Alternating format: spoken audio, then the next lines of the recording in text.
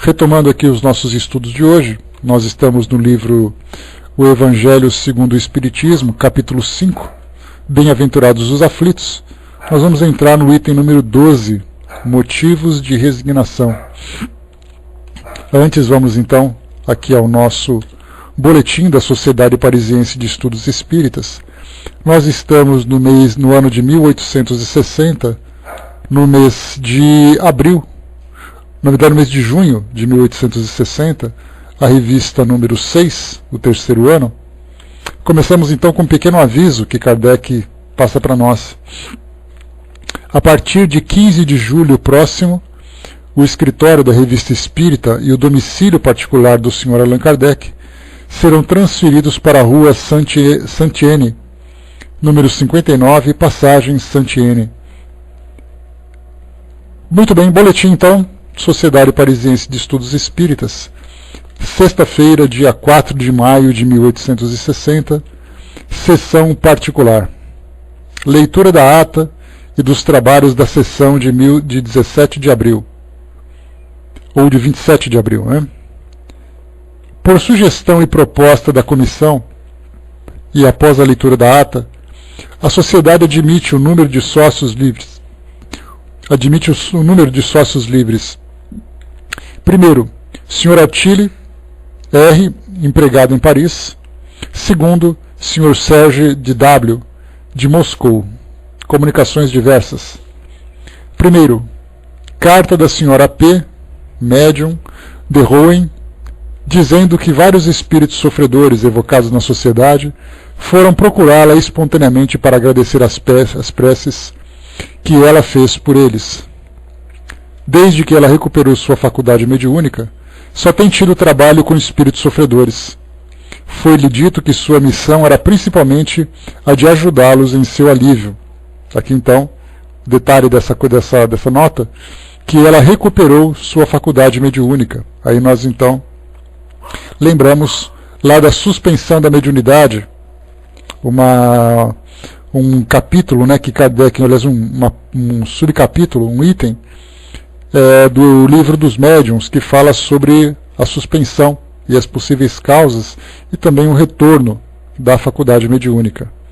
Segundo, leitura de um ditado espontâneo sobre vaidade, obtido pela Sra. Lesk, médium, membro da sociedade, da parte de um espírito familiar, publicado adiante. Carta do Sr. Benardac, datada de Bruxelas, contendo uma comunicação por ele obtida sobre a teoria da formação da Terra pela incrustação de vários corpos planetários e o estado de catalepsia em que se encontram seus primeiros habitantes e os demais seres vivos. Tal comunicação ocorreu a propósito de um fenômeno de catalepsia voluntário que se teria produzido em alguns habitantes da Índia e do interior da África. O fenômeno consiste no fato de certos indivíduos se fazerem enterrar vivos mediante pagamento em dinheiro e retornarem à vida vários meses depois, após serem retirados do sepulcro. O Sr. Arnaud, membro da sociedade, antigo amigo e conselheiro do finado rei da Abissínia, e que residiu muito tempo naquele país, cita dois fatos de seu conhecimento, um dos quais ocorreu na Inglaterra e o outro na Índia, e que parecem confirmar a possibilidade da catalepsia voluntária de curta duração, mas declara jamais ter conhecido fatos de natureza semelhante aos citados pelo Sr. Bernardac, estando o Sr. Dá familiarizado com a língua e os costumes daquele país, que observou como homem de ciência, seria surpreendente que fatos tão extraordinários assim não tivessem chegado ao seu conhecimento, de onde se pode supor que tenha havido exagero. Aqui a curiosidade do fato, né, que o tipo de fenômeno que provocavam de catalepsia voluntária entrava nesse estado de catalepsia, se permitia sepultarem durante um período e depois serem desenterrados e eles voltarem espontaneamente ao estado natural. Então, esse estado de quase morte permitiria, né, nessas condições de catalepsia, a permanência assim de uma forma, digamos, não hibernado, né, porque a hibernação ela consiste no indivíduo dormir, mas respirar naturalmente. Mas aqui então ele entraria, né, numa redução tão drástica dos seus sinais vitais, né, das funções vitais, que poderia então ser enterrado vivo e ficar durante um tempo. Então, como Kardec levanta aqui a questão, acha que é um certo exagero, porque durante pouco tempo até seria possível, mas não durante tanto tempo assim. Estudos. Primeiro, pergunta sobre a possibilidade de ser feita uma nova evocação do Sr. Jules Louis, morto no hospital do Val-de-Grâce em condições excepcionais, e já evocado em 24 de fevereiro, ver número de abril. O pedido é motivado pela presença de uma pessoa de sua família, que nela tem grande interesse, e além disso, pelo desejo de avaliar os progressos que ele realizou depois. São Luís responde que o espírito prefere ser chamado numa sessão íntima. Depois a gente dá uma olhadinha nesse artigo aqui para poder lembrar do fato. Segundo, pergunta sobre a teoria da formação da Terra pela incrustação e o estado cataléptico dos seres vivos em sua origem, a propósito da comunicação do Sr. Bernadac. Numerosas observações são feitas sobre o assunto por vários membros. Aqui, inclusive, esse tema, que trata da formação da Terra pela incrustação, ele é abordado também no livro A Gênese, né, lá na parte da formação da Terra. A gente vai estudar sobre isso futuramente. Porque lembrando que nós tínhamos ali duas teorias interessantes. Uma que já não é mais considerada, que é exatamente essa parte da incrustação. Como se fossem vários corpos celestes que se juntavam e formavam então o nosso planeta. Inclusive, levando em consideração que 4 grandes corpos se aproximavam para formar o nosso planeta, e o quarto acabou ficando solto, que foi exatamente ali a formação da Lua. Essa era uma teoria que no século XIX eles adotavam com naturalidade. Mas aí a gente já sabe então, né, que existe uma formação diferente, né, vários fragmentos no espaço foram se juntando pela força da gravidade e acabaram formando depois o nosso planeta. Então, essa é uma teoria que também, na época, já levantou uma certa discussão. Terceiro, estudo sobre o fenômeno relatado na última sessão de um cão que reconhece seu dono evocado. Né? Nós falamos sobre isso ontem no nosso boletim anterior do dia 27 de abril, em que durante a evocação feita pela família, em que tinha ali médiums, né, que eram as filhas desse evocado, e aí então, durante a escrita feita através de uma cesta, o cachorro então subia na mesa e cheirava a cesta, reconhecendo o seu dono. Então aqui foi feito um estudo sobre essa questão. O espírito Charlet intervém espontaneamente na questão e desenvolve uma teoria da qual ressalta a possibilidade do fato, publicada então adiante. Então, sobre aquela questão que trata aqui do senhor Jules Louis, deixa eu pegar aqui rapidamente o tema para a gente poder... Deixa eu pegar aqui rapidamente...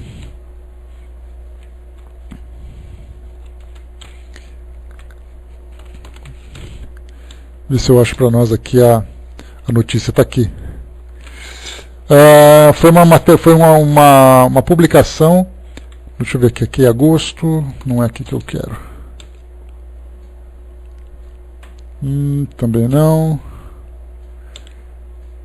Depois eu pego melhor aqui então, porque eu não estou conseguindo encontrar. Deixa eu ver aqui, eu acho que eu achei. Está aqui então, do dia 24 de fevereiro de 1860, evocação do Sr. Jules Louis, falecido em 30 de janeiro último no Hospital Val-de-Grâce, em consequência de um câncer que lhe havia destruído parte da face do maxilar. Essa evocação foi feita conforme o desejo de um de seus amigos presente à sessão e de uma pessoa da família. É instrutiva principalmente do ponto de vista da modificação das ideias após a morte, considerando que em vida o Sr. C.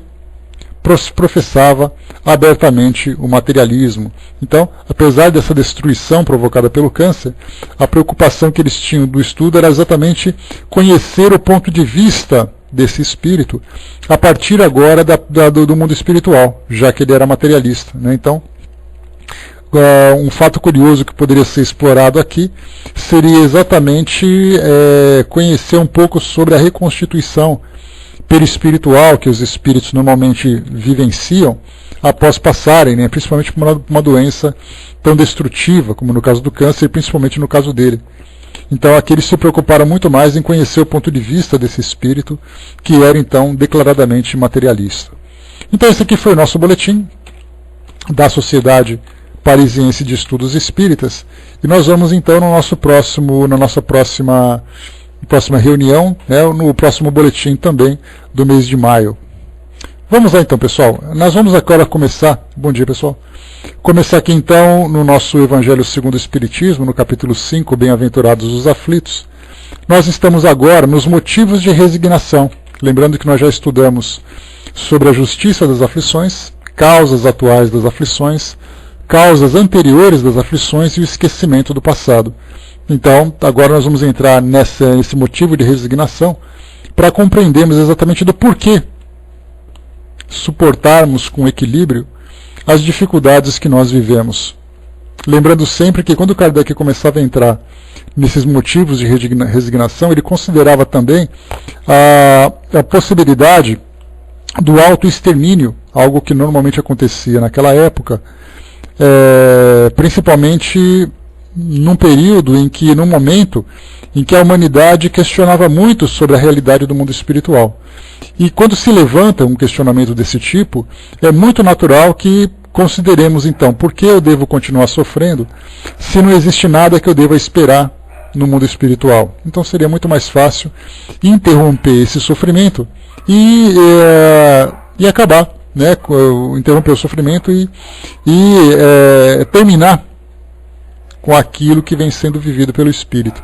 Então Kardec, quando lançou esse motivo de resignação, teve sem dúvida nenhuma duplo sentido para aqueles que alimentavam uma fé no mundo espiritual, que seja ela de que natureza for, de uma visão católica, de uma visão protestante, evangélica, melhor dizendo, numa visão espírita ou numa outra qualquer religião, e também para conversar numa linguagem mais acessível com aqueles que pensavam no mundo material como sendo uma única realidade.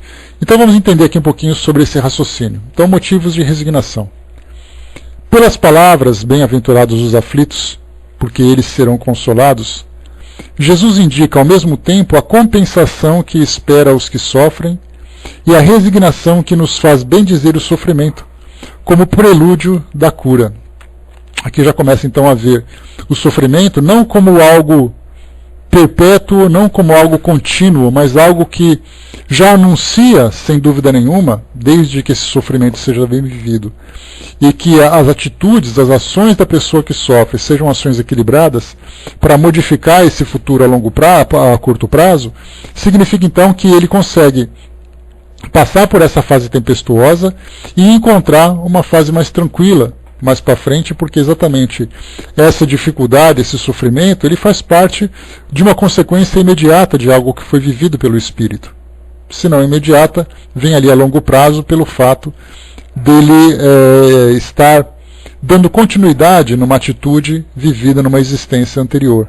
Então a gente lembra sempre que toda ação traz uma reação, né? Considerando naturalmente os atenuantes e os agravantes.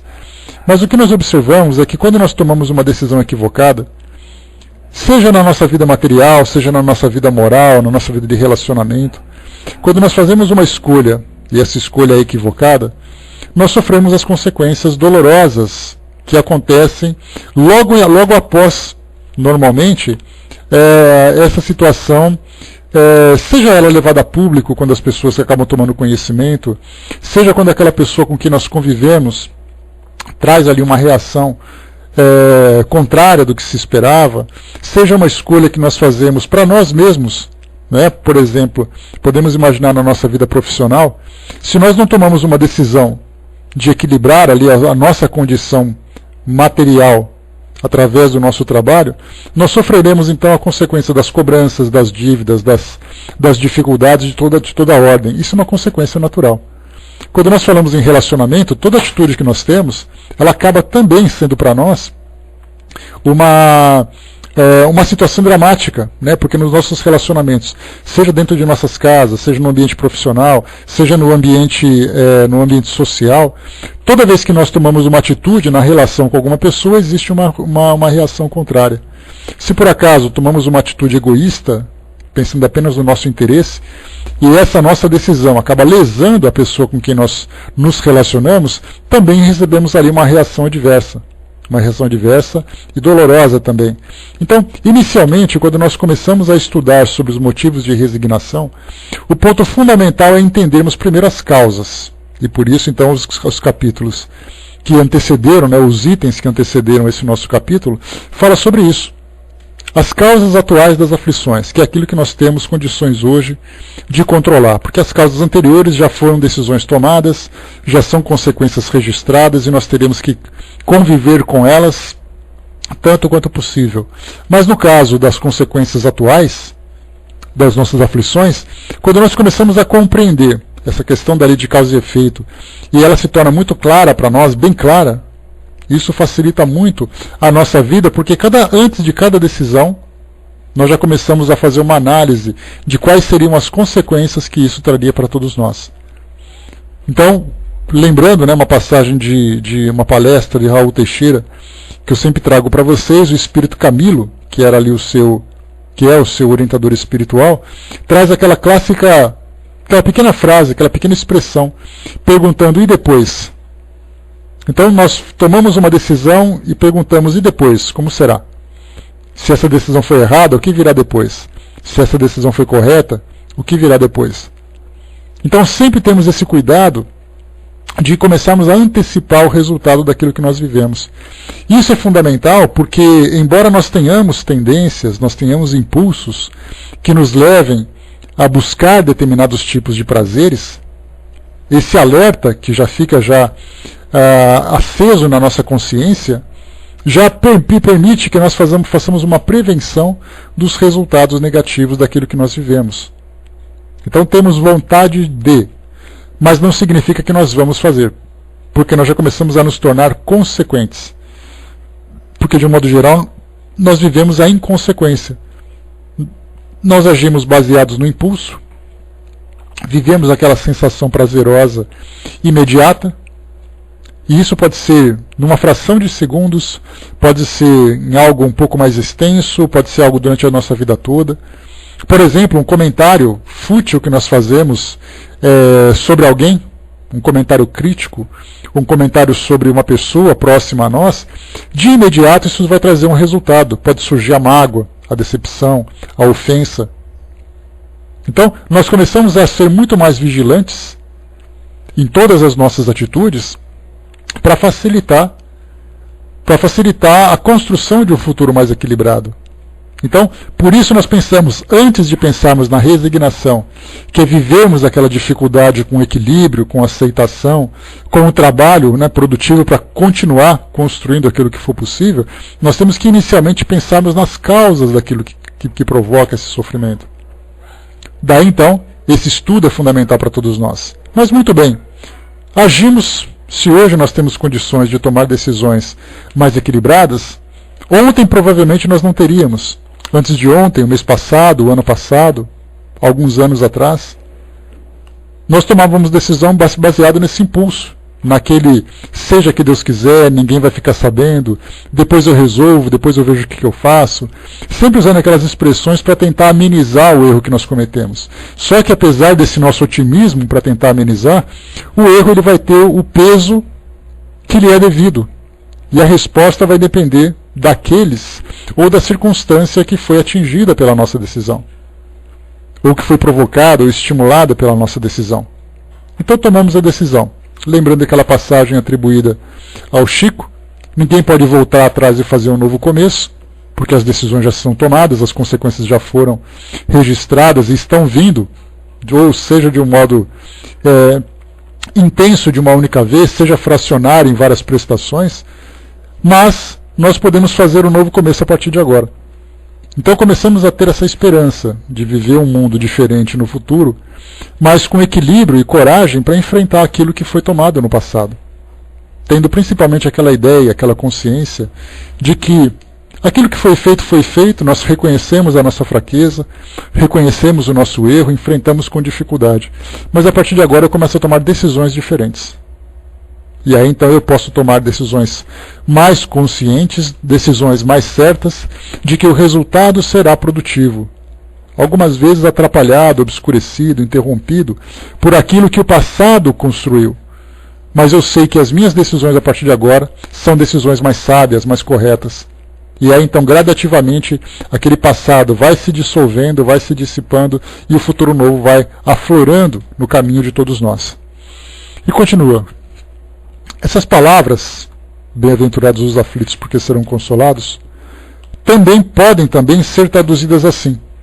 Deveis considerar-vos felizes por sofrer, porque as vossas dores neste mundo são as dívidas de vossas faltas passadas. E essas dores, suportadas pacientemente na terra, vos poupam séculos de sofrimentos na vida futura. Deveis, portanto, estar felizes por Deus ter reduzido vossa dívida, permitindo-vos quitá-las no presente, o que vos assegura a tranquilidade para o futuro. Aqui nós podemos estender, ou apresentar circunstâncias de várias graduações, desde aquelas que são de pequena intensidade e que pode acontecer de um modo imediato na nossa vida, pode nos atingir de um modo imediato, até aquelas mais extensas, que se prolongam muitas vezes durante muito tempo. E nós vemos isso que por decisões equivocadas, por atitudes mal calculadas, nós acabamos nos envolvendo em situações que podem se estender durante algumas encarnações. Temos espíritos que 2, 3, 4 encarnações estão ali vivendo os mesmos dramas, mas felizmente, conforme eles vão compreendendo a circunstância que vivem, os seus erros, as suas fraquezas, a importância de fazer um trabalho de regeneração, a cada encarnação, embora ainda seja atingida por uma falta do passado, ela vai reduzindo a sua intensidade até que a dívida esteja completamente quitada. Então nós muitas vezes vivemos essa situação agora. É uma situação que eu sei que eu criei recentemente, eu sei que eu tenho que resolver, foi um erro meu. Então já começa aquele trabalho do auto-perdão. Eu preciso me perdoar por fazer aquilo, eu preciso perdoar as pessoas que fizeram aquilo, eu preciso pedir perdão por aquilo que foi feito. Não é algo muito fácil, porque muitas vezes nós queremos ter uma atitude de humildade diante daquele que sofre as consequências de nossas ações, mas devido às dificuldades que nós temos no mundo hoje, essa nossa atitude não é compreendida. Então nós acabamos simplesmente nos recolhendo intimamente e deixando as coisas se resolverem por si só. Algumas vezes pode até ser uma atitude mais correta, porque no momento, no calor da situação, é melhor a gente não provocar mais que isso, mas deixar que o tempo vá resolvendo, e lembrando que nesse tempo nós estaremos ali também presentes, trabalhando para que isso aconteça. Mas nós temos situações que são aquelas de longo prazo. Muitas vezes nós vemos pessoas, ou mesmo nós nos rebelamos, nos revoltamos contra algumas condições que nós vivemos hoje. Uma condição familiar difícil, uma condição financeira, uma condição de saúde, uma condição social, de toda a ordem. Algo que simplesmente nós não escolhemos, as coisas aconteceram e nós estamos aqui encaixados. E aquela pergunta inicial que nós fazemos é por que nós temos que viver isso? Por que outros vivem diferente? Por que eu estou vivendo isso? Por que isso? Por que aquilo? E começam então a surgirem aqueles muitos porquês. E aí então vem para nós esse ensinamento e diz assim, olha, não importa o porquê, já que você não vai ter acesso a essa lembrança nesse momento, lembrando que essa lembrança seria bastante prejudicial. Mas é importante que se existe uma luta, ela deve ser lutada. Se existe um desafio, ele deve ser enfrentado. E aí então entra a nossa sabedoria, de encarar essa situação da melhor forma possível para tentar fazer com que ela vá se resolvendo, com que ela vá diminuindo a sua intensidade, e esse trabalho para nós será reconhecido no futuro. É essa esperança que os Espíritos trazem para nós.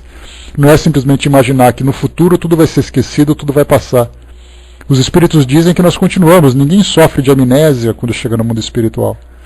Nós continuamos lúcidos, atentos, inteligentes, compreendendo exatamente aquilo que nós vivemos. Então, o mais importante é que se há uma dificuldade, vem uma consequência. Se essa consequência veio agora, nós temos na verdade que agradecer esse momento, porque do contrário, se ela não viesse agora, ela vem depois. É muito comum a gente ver situações assim de pessoas que dizem: olha, a fatura do cartão de crédito deveria vir nesse dia, mas ela não veio ainda, graças a Deus. Ele vem mais para frente. Como se ela fosse simplesmente desaparecer, fosse diminuir o seu valor, fosse modificar alguma coisa. Na verdade, houve ali um atraso, um adiamento, mas mais dia ou menos dia essa situação vai ter que ser encarada.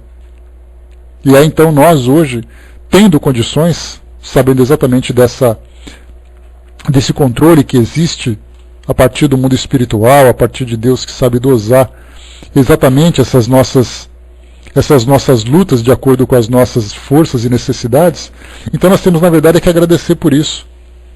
E, aliás, essa é uma ideia muito interessante, que eu até comentei com vocês sobre isso ontem, que falava sobre que nós espíritas temos aquele rótulo, aquela ideia de que nós somos bons sofredores, como se nós gostássemos de sofrer. Ah, isso é coisa para espírita, que gosta de sofrer, que parece que todo sofrimento para ele é uma alegria. Na verdade, todos nós sofremos da mesma intensidade que todo mundo. A única diferença é que nós lidamos com esse sofrimento de um modo diferente. Lembrando sempre que toda a rebeldia que nós apresentamos diante de uma luta, na verdade, só torna ela muito mais intensa. Certa vez eu trouxe para vocês uma comparação, lembrando que a vida para nós, ela se assemelha muito a uma gaiola. Essa gaiola, ela representa para nós as dificuldades que a vida vai apresentando. Então alguns de nós vivem em gaiolas que são muito estreitas, outros vivem em gaiolas que são um pouco mais espaçosas, mas todos nós temos essa restrição que a vida material acaba impondo para nós. E nós somos aquele pássaro vivendo lá dentro, tentando passar dia após dia, sobrevivendo ali às lutas, às dificuldades. Só que muitas vezes, dentro daquela rebeldia que algumas vezes acaba nos atingindo, nós somos aquele pássaro rebelde que começa a se debater contra as grades. E nesse momento nós percebemos que as nossas penas começam a cair, as nossas asas começam a se ferir, o nosso corpo começa a se machucar, surge aquela angústia dentro de nós, e isso não vai mudar o tamanho da gaiola e não vai fazer com que ela se quebre. Então, na verdade, aquele pássaro que lida com o espaço que possui, porque cada um tem que lidar com o seu próprio espaço. Se o meu espaço é pequeno, eu tenho que saber lidar com ele. E mais uma vez a gente lembra sempre que essas grades dessa gaiola, ela pode ser compreendida como as restrições que nos atingem. Cada um de nós tem ali a nossa própria experiência. Não adianta eu pegar a minha gaiola e apresentar para vocês, e vocês pegar de vocês e apresentar para mim, porque a minha não vai servir para vocês e a de vocês não vai servir para mim. Porque para muitos, essa gaiola que representa essas dificuldades, eu lido muito bem com ela. Elas não me prendem em absolutamente nada. Inclusive, quando eu comentei com vocês aquela vez que nós poderíamos fazer um exercício de cada um trocar o seu próprio prontuário. Eu pego o meu prontuário de desafios, de problemas, de dificuldades e passo para um do lado e pego o outro para tentar entender. Nós vamos folhear as páginas desse prontuário e muitas vezes vamos nos olhar dizendo assim: mas você tem dificuldade para lidar com isso? Com essa coisa tão simples? Que simples para nós, para o outro não é. E o outro vai dizer assim: como é que você pode suportar passar por essa dificuldade, por essa situação? Então nós vamos nos surpreender pelo tamanho de um desafio, que é muito grande, ou pela simplicidade desse desafio. Então, todos nós começamos então a ver que cada um tem a sua própria dificuldade. Ou seja, a gaiola que nós vivemos dentro, ela é feita sob medida, com material apropriado para cada um. Então, aquele pássaro que vive lá dentro preso, porque ele não tem escolha, mas ele vive cantando, certamente é um pássaro que se machuca menos. Não significa que ele seja mais feliz. Porque feliz é aquele pássaro que vive a plenitude da liberdade, a plenitude, né, das suas necessidades, né, vive da forma do seu potencial, vamos dizer assim. E aqueles pássaros restritos são aqueles que, lamentavelmente, têm ali restrições. Então temos que analisar exatamente isso. Quanto mais nós nos debatemos dentro dessas gaiolas, mais nós nos machucamos. E isso não é simplesmente uma aceitação, uma resignação passiva. Como parece, né? Essa coisa de espírita ficar adorando sofrer é uma coisa que me irrita. Não é uma questão de aceitação, mas é uma questão de compreensão, porque aceitar, na verdade, quem vai aceitar? Abraço, Balk. Quem que gosta de sofrer? Quem que gosta de passar por essa dificuldade? Ninguém gosta, mas já que ela existe, vamos lidar com ela de um modo equilibrado. Vamos lidar com isso de um modo sereno e produtivo. Então, embora eu esteja ainda amarrado, restrito àquela minha gaiola, eu continuo produzindo, eu continuo fazendo aquilo que eu posso. E isso faz com que nós lidemos com essa situação, com essas situações, de um modo muito mais proveitoso, diferentemente do que acontece com aquele que é rebelde. Porque a rebeldia não apenas não produz, como ela também machuca muito mais, ela torna aquela prisão muito mais intensa. Vamos em frente, continuando aqui para nós. O homem que sofre, veja Andréa, o homem que sofre é semelhante a um devedor de grande soma, a quem o credor dissesse: se me pagares hoje mesmo a 100ª parte, darei quitação do resto e ficarás livre. Se não, vou perseguir-te até que pagues o último centavo. O devedor não ficaria feliz de submeter-se a todas as provações para se livrar da dívida, pagando somente a 100ª parte da mesma? Em vez de queixar-se do credor, não lhe agradeceria?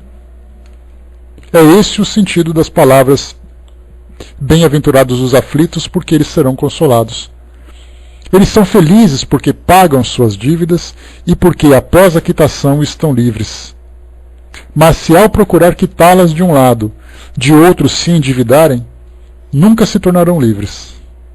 Ora, cada nova falta aumenta a dívida, pois não existe uma única falta, qualquer que seja, que não traga consigo a própria punição, necessária e inevitável.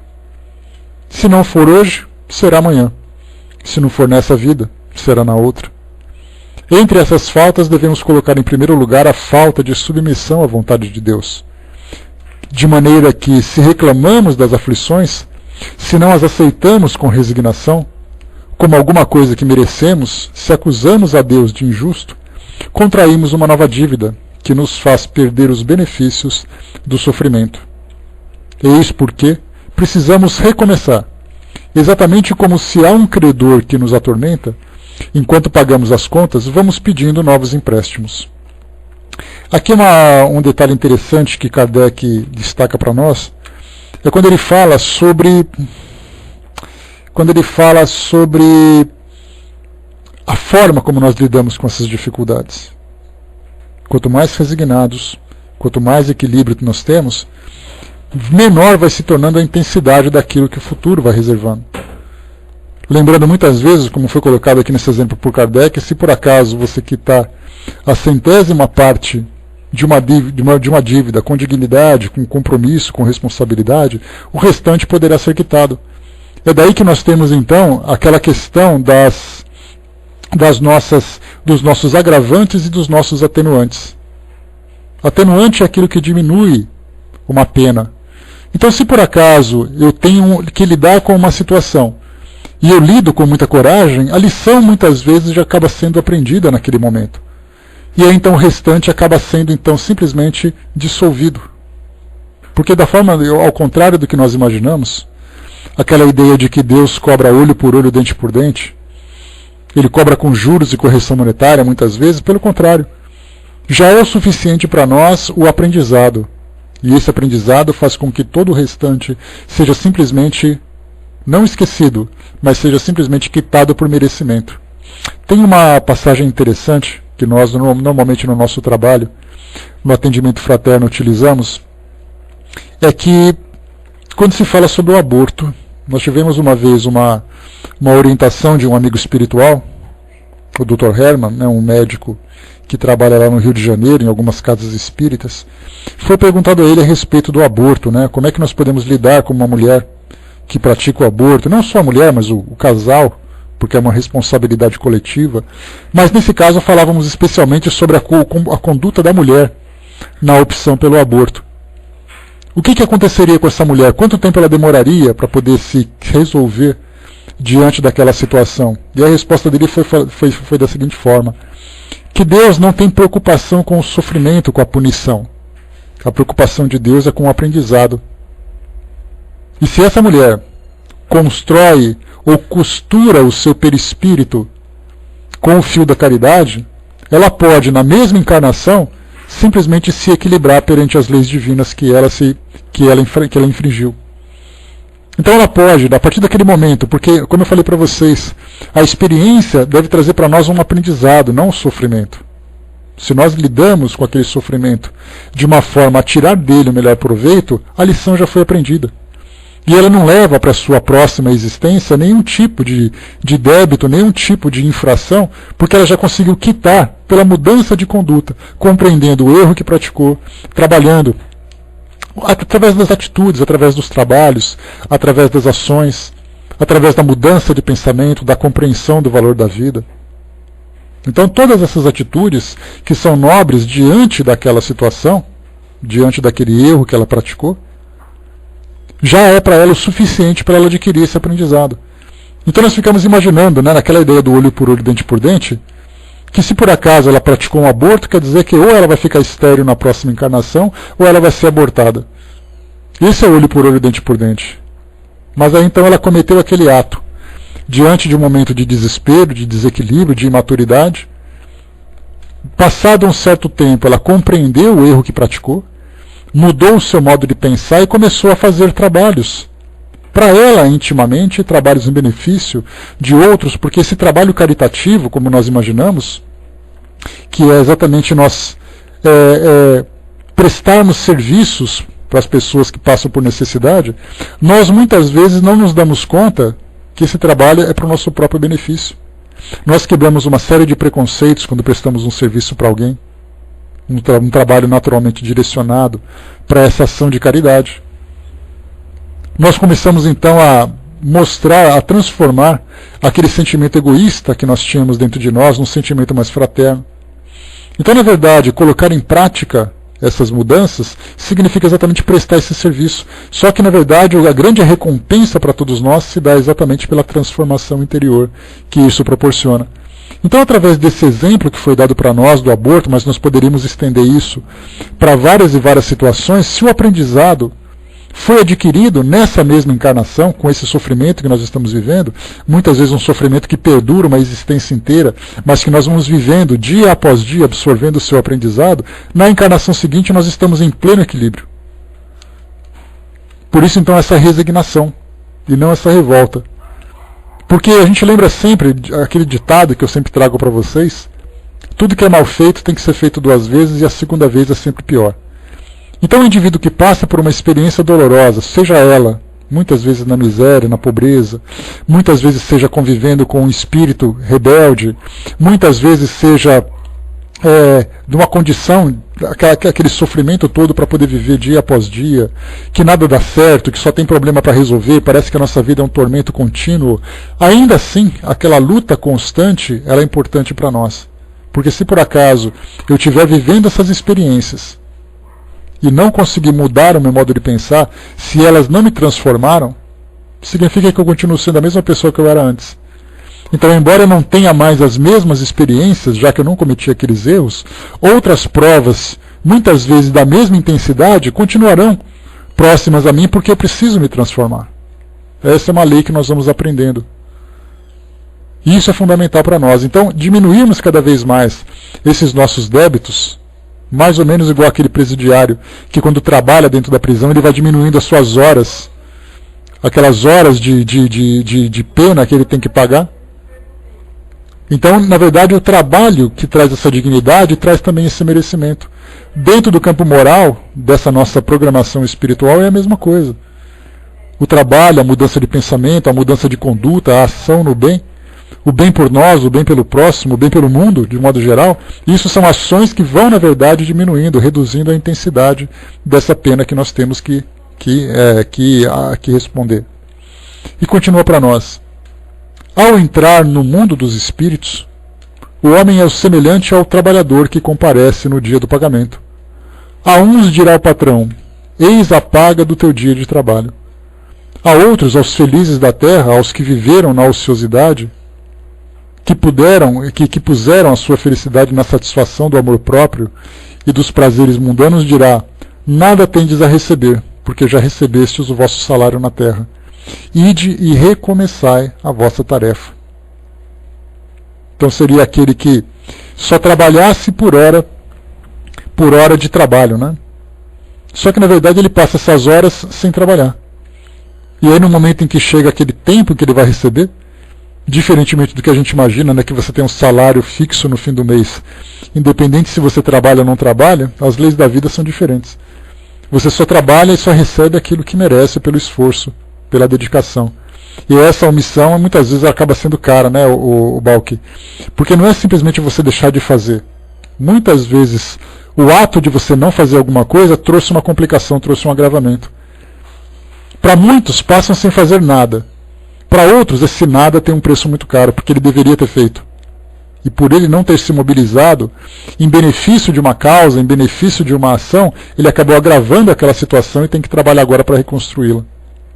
Mas como nós não sabemos muitas vezes quais são as consequências da nossa negligência, nós acabamos vivendo situações que nós não compreendemos, não sei porquê disso, não sei o porquê daquilo.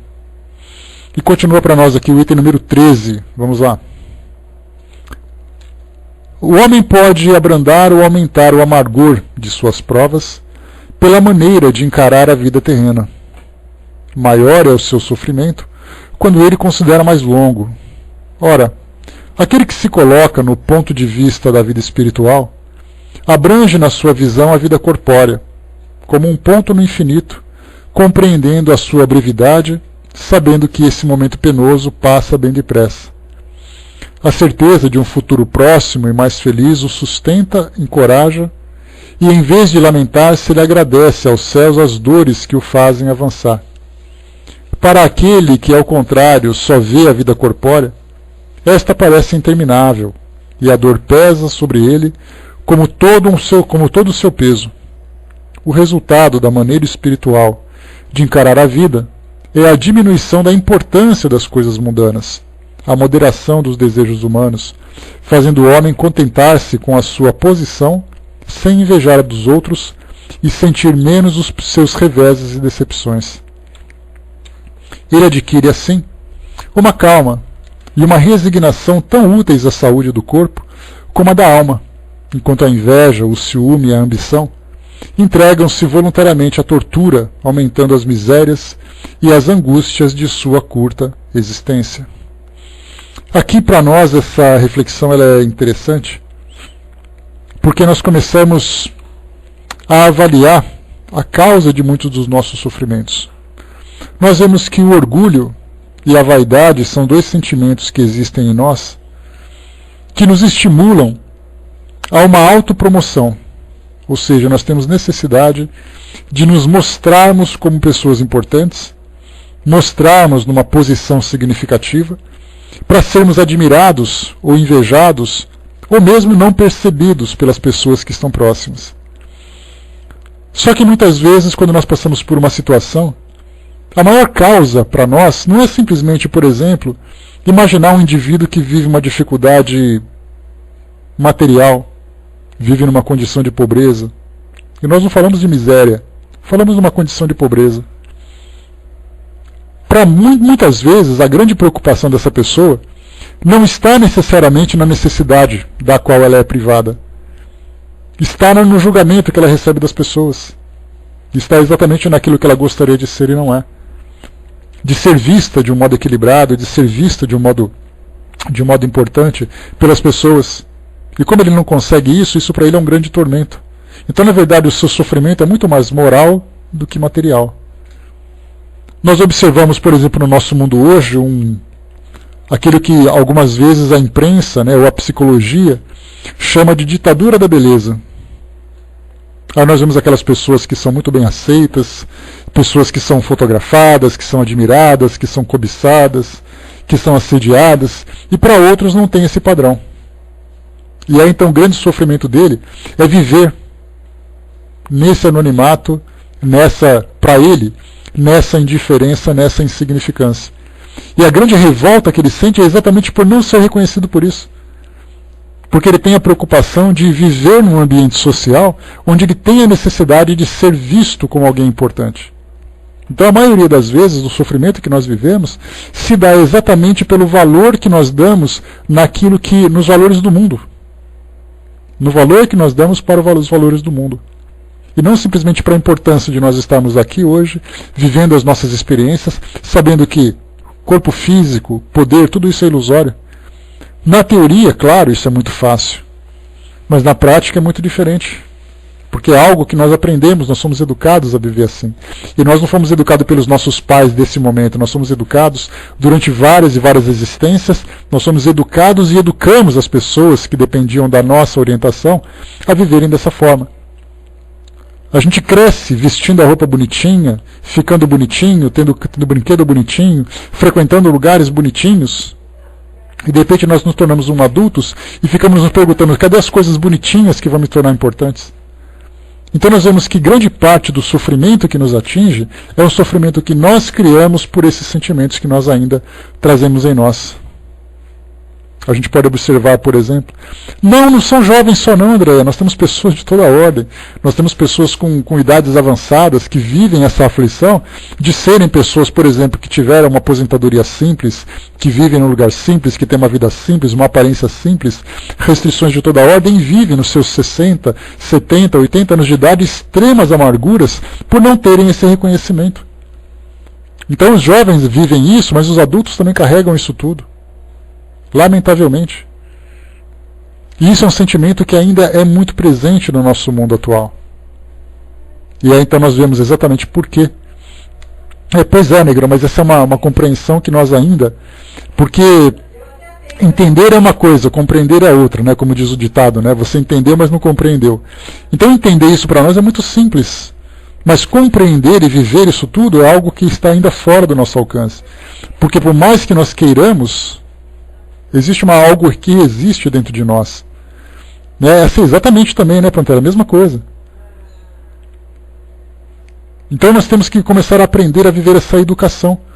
E é por isso que nós temos, por exemplo, naquilo que...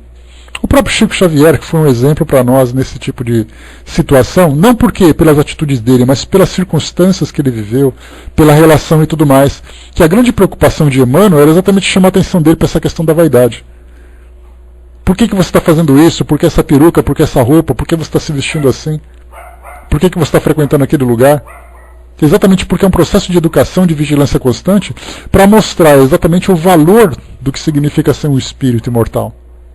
E não como viver alguém que depende daquilo que é o mundo material, aquilo que é o mundo físico. Então, se nós tivéssemos aquele mesmo fiscal, vamos dizer assim, como Emmanuel se posicionava diante de Chico Xavier, se nós tivéssemos esse mesmo fiscal que ficasse chamando a nossa atenção o tempo todo para as nossas vaidades, para o nosso orgulho, a gente seria 24 horas bombardeado, né? Olá, Pedrão. 24 horas por dia bombardeado por essa cobrança, né? Por que isso, por que aquilo, para de fazer isso, para de pensar nisso, para de fazer não sei o quê. Porque nós estamos o tempo todo preocupados com isso. Eu preciso cuidar desse ponto, preciso cuidar do outro. Mas não é a mesma coisa, né, Hermes? Porque, na verdade, como eu falei para vocês, nós compreendemos. Nós entendemos, mas compreender é muito difícil. Porque a partir do momento em que uma lição é compreendida, ela fica muito bem assimilada. Nós vemos isso na vida acadêmica, né? Um aluno que compreende uma matéria, ele lida muito bem com ela. E, na verdade, nesse campo moral, embora muitas vezes nós entendamos a matéria, nós não queremos praticá-la, significa que ela não foi bem compreendida. Então, por isso, nós observamos que todas essas dificuldades que nós enfrentamos hoje são problemas que nós causamos. Então, temos as causas anteriores das aflições, isso não há dúvida. Nessas causas anteriores, chegam para nós, muitas vezes, nos afetando de um modo bastante contundente, né, na nossa relação material, na nossa relação pessoal. Só que nós sempre conseguimos agravar isso tudo com as dificuldades que nós enfrentamos.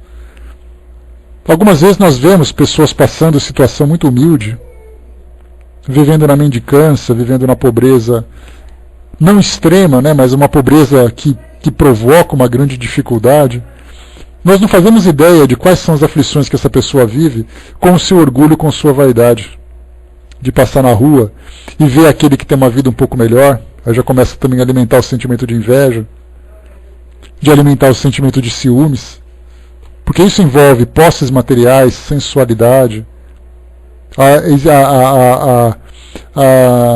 o exercício do poder, que essas pessoas estão, ou que nós muitas vezes estamos completamente podados e não temos condições de exercer, de colocar para fora aquilo que o nosso instinto deseja praticar.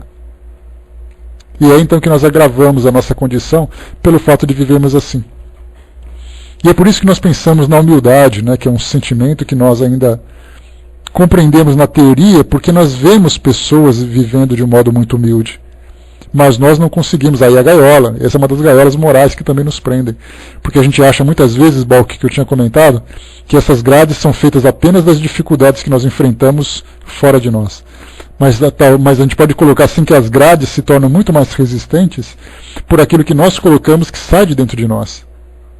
As grades não apenas se tornam mais rígidas, como se tornam mais espinhentas, ou espinhosas, né? Se tornam muito mais cortantes, e aí nós vamos nos debatendo e vamos nos machucando cada vez mais.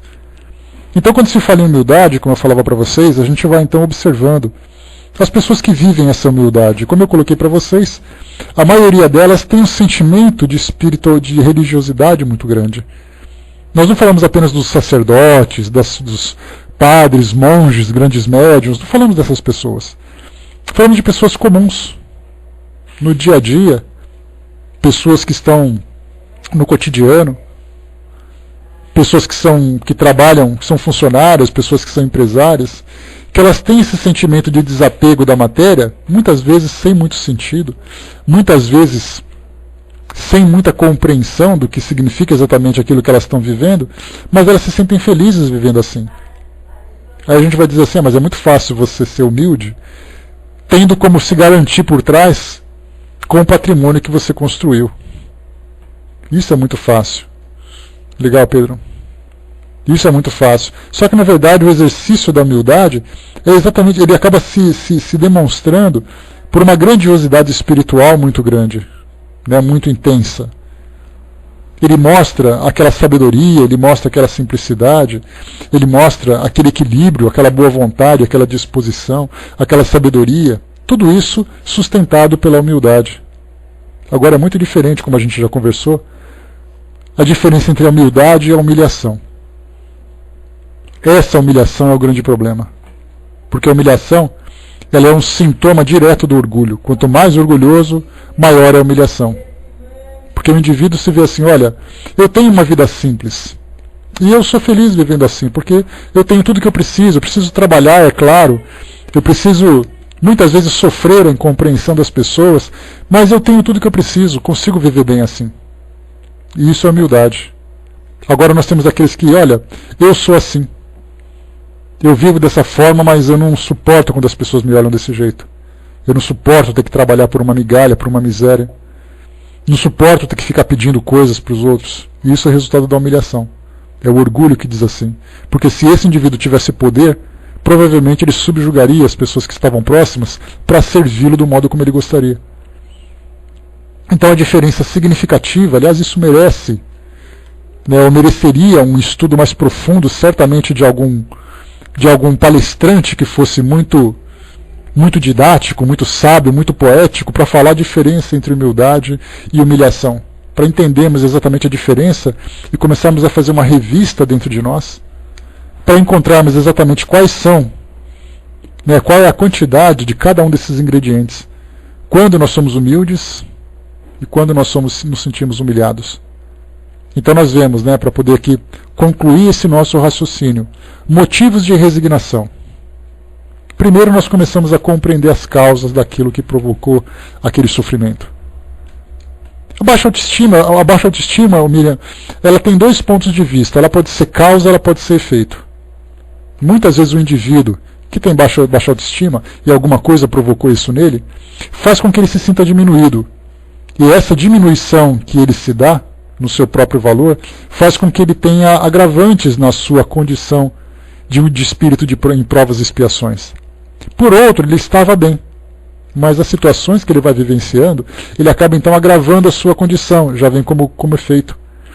Mas de qualquer forma, a nossa personalidade ela sempre sofre essa influência exterior, e lamentavelmente, por causa dessa nossa fraqueza de caráter, por causa desse orgulho e dessa vaidade que ainda existe em nós. E isso é necessário, infelizmente. Porque se hoje nós vivemos uma condição assim, nós podemos já começar a fazer um planejamento da nossa vida futura. Significa que quando nós começamos a viver de um modo equilibrado, diante da situação de dificuldade que nós vivemos hoje, não significa que no futuro eu terei liberdade plena para fazer aquilo que eu quero. Muitas vezes a luta permanece, nós continuamos com aqueles mesmos desafios, só que nós lidamos de um modo diferente.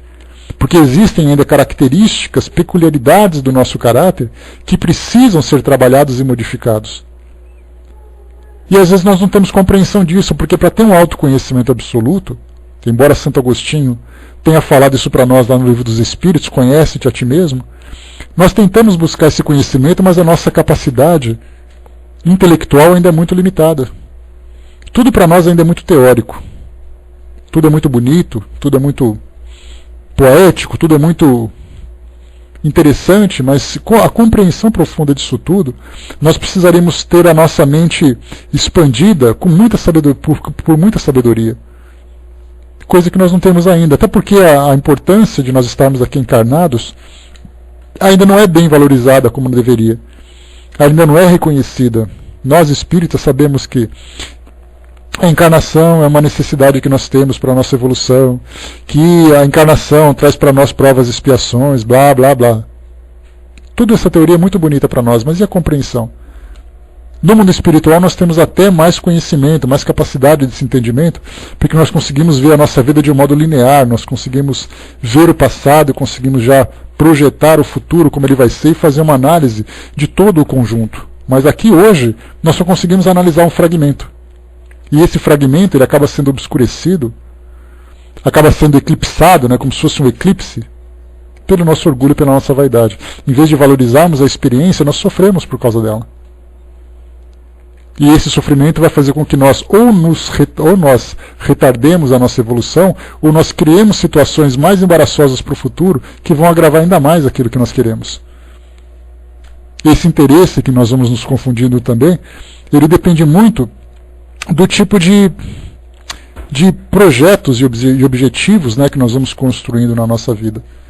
Porque nós aprendemos, mais uma vez, o sucesso. Qual que é o sucesso? Você vai crescer, você vai para uma boa escola, você vai fazer a faculdade, você vai ter uma namorada ou um namorado maravilhoso, e você vai ter um ótimo emprego, você vai construir a sua vida material, e você vai envelhecer com uma boa aposentadoria e vai ser feliz para sempre.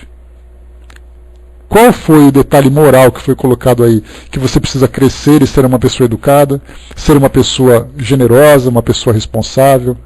Nós percebemos que nenhuma vez eu citei nenhum tipo de valor moral.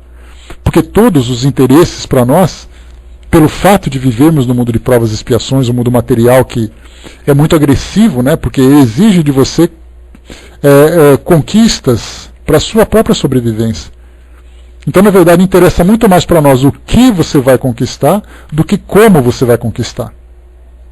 Então, esse o que é exatamente aquele sonho que é projetado por todos nós, de um sucesso material, de um poder, de beleza.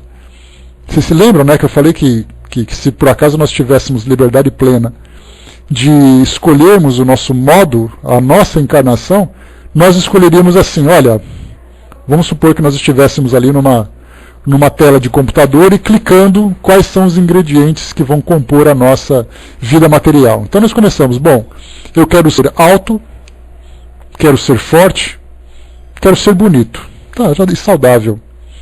Mas eu também quero nascer numa família rica, ser uma pessoa inteligente, ser uma pessoa que ocupe um cargo de poder. Pois é, né, Fernanda? Exatamente. Usar o Photoshop para construir tudo isso. Então, vocês percebem o quê? Que nós vamos então construindo a nossa felicidade em cima de tudo aquilo que o mundo valoriza. Claro que como espírita nós vamos virar a página e escolher assim, apesar de ser lindo, bonito, poderoso, inteligente, eu também vou ser uma pessoa caridosa, generosa. Claro, nós somos espíritas, temos que escolher essa segunda parte do menu. Mas quantas pessoas escolheriam isso mesmo? Até porque muitas vezes, para você escolher uma coisa, você precisa tirar outra. Você precisa ser uma pessoa humilde, trabalhadora. Então eu vou tirar um pouco da riqueza e um pouco da beleza. Porque assim, ou você escolhe uma coisa ou escolhe outra. Não dá para você escolher dois elementos que sejam contrários. E aí nós vamos dar muito mais valor para aquilo que o mundo material exige de nós. Nós aprendemos a viver assim. A Miriam colocou, nós sempre preocupados com o que o outro vai pensar de nós. Porque da mesma forma, nós também damos o valor para aquilo que nós pensamos do outro. Porque a gente se coloca muito como vítima nessa condição. Porque o outro vai me ver dessa forma, porque o outro não vai me valorizar, e muitas vezes eu não valorizo o outro por aquilo que ele é. Tanto é assim que nas nossas relações nós somos muito seletivos. E essa seleção não diz respeito apenas aos melhores valores, diz respeito a preconceitos que nós escolhemos. Então é uma via de mão dupla. Nós fazemos porque os outros fazem porque nós fazemos. Então quando começamos a quebrar essas barreiras nos nossos relacionamentos, isso já vai ser um grande avanço. Coisa que infelizmente nós ainda estamos, pelo que nós observamos no mundo hoje, um pouco distantes. Tanto é assim que quando nós quebramos essas barreiras, nós ainda assim somos julgados. Como é que você pode namorar aquela pessoa? Como é que você pode se relacionar com essa pessoa? Como é que você deixa pessoas assim frequentando a sua casa? E aí então ou nós resistimos a essa pressão, ou nós não damos importância, mantendo ainda, claro, sempre aquele padrão de fraternidade, de equilíbrio, apesar dos julgamentos. Então todas essas ideias pejorativas que nós temos no mundo hoje, a gente não sabe qual é a origem, se começou em nós ou se nós recebemos. Mas certamente é uma moeda de troca que nós temos nas nossas relações. O trabalhar os bons sentimentos é mais do que necessário. Então temos hoje nós temos que as religiões, como eu coloco para vocês, elas são muito mais escolas do espírito do que necessariamente instituições terrenas. Porque os valores que elas apresentam, né, principalmente aqueles valores que são praticados pelos mestres que a fundaram. Então nós vemos Jesus, Buda, esse daqui, aquele ali, aquele representante para cá. Então nós temos ali, Chico Xavier foi expoente de caridade dentro da doutrina espírita. Kardec também foi para nós um grande expoente. Madre Teresa foi. Irmã Dulce foi. Mahatma Gandhi foi. O Dalai Lama foi. O outro foi. Assim a gente vai listando. Quem são os homens virtuosos do nosso mundo hoje? Frei Damião, seria incontável tantos e tantos anônimos que estão aqui no nosso mundo hoje. Então, vemos que os sentimentos são necessários, esses sentimentos nobres são necessários, mas nós principalmente muito mais admiramos essas pessoas que vivem dessa forma do que começamos a cultivar isso dentro de nós. Então aprendemos a viver assim, desse modo materialista, desse modo egoísta, e admiramos aquilo que o mundo oferece para nós. Na verdade nós temos que fazer, cura darmos, né? Podemos ver ali, nossa, tantos...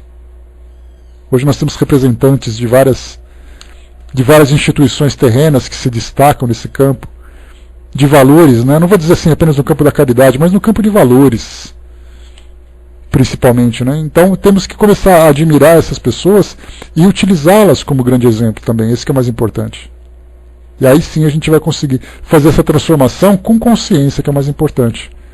Não é aquela transformação automática, eu faço porque eu sei que tem que ser feito, eu faço porque eu vejo a importância disso tudo, e aí então eu começo a sofrer esses efeitos, apesar daquilo que continua ainda presente como resíduo daquele passado, nós vamos lembrar assim, né? Então, pessoal, esse é o nosso estudo de hoje, né, os motivos de resignação. Falamos então sobre as causas que provocam essas dificuldades, causas anteriores, causas atuais. Diante dessas dificuldades, nós vemos então que trazem para nós consequências das mais variadas intensidades. Depois nós temos o entendimento que nós temos hoje dessas situações, que hoje nos permite, né, fazer uma análise mais cuidadosa de eu estou sofrendo porque eu tenho responsabilidade nisso, eu estou sofrendo porque tenho uma causa, eu não sofro por um capricho. E aí, então eu começo também a analisar como será daqui para frente.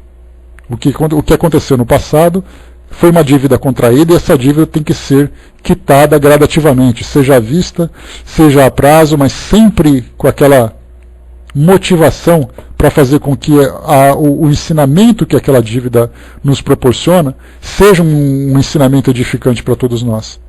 Lembrando que nós praticamos, lamentavelmente, os nossos erros à vista, e Deus, dentro da sua generosidade infinita, parcela para nós esses débitos. E muitas vezes esse débito acaba sendo quitado antecipadamente, nas primeiras prestações, pelo fato da gente ter conseguido se transformar diante desse aprendizado. Então lembremos sempre aquilo que eu contei para vocês, aquela história do aborto.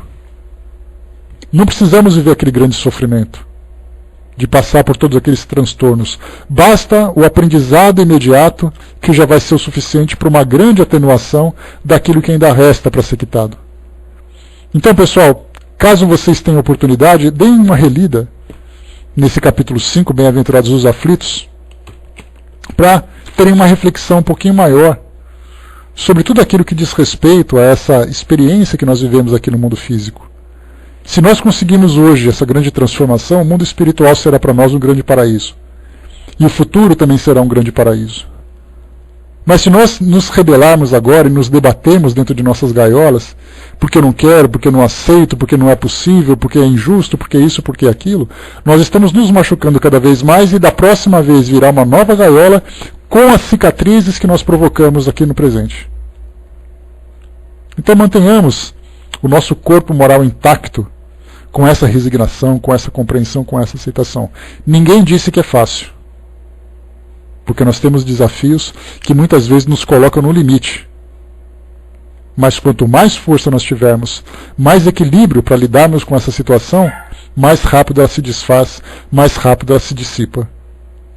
Então é isso, pessoal. E, inclusive, isso é muito do que os espíritos trazem para nós. Nós percebemos que grande parte das comunicações que eles trazem, seja através de uma reunião mediúnica, seja através dos livros, das mensagens que chegam para nós, grande parte tem aquela essência principal. Não desistam. Continuem firmes, continuem perseverantes, exatamente porque os espíritos que falam isso também já viveram e podem dizer para nós, com toda tranquilidade, que foi um desafio superado. Angelina colocou, né, se formos nos importar com a opinião da sociedade, deixaremos de trabalhar em nós a resignação. Cada um tem seu aprendizado. Enfim, a resignação, né? É fundamental para nós isso tudo. Fundamental. Ninguém é mais privilegiado ou menos privilegiado do que outro. Como eu coloco para vocês, todos nós estamos dentro de uma grande escola ou de uma grande penitenciária, se assim pudermos dizer. Um centro de correção. Então não importa onde fica a minha cela. Porque eu vou dizer para vocês assim, você sabia que da minha cela eu posso ver o pôr do sol? E encho a boca falando isso como se eu não estivesse preso junto com vocês. Vocês sabiam que a minha cela fica na cobertura? Eu sou tão preso quanto vocês. Então, na verdade, todos nós temos ali a nossa cota de desafios. Ninguém deixa de sofrer, ninguém passa por sofrimento, ninguém comete erro, ninguém deixa de cometer erros, mas o mais importante é nós aprendermos em cada instante, em cada minuto que nós estivermos aqui nessa escola. Para quando sairmos daqui, podemos ter certeza de que cada minuto valeu a pena para o nosso crescimento, para a nossa transformação.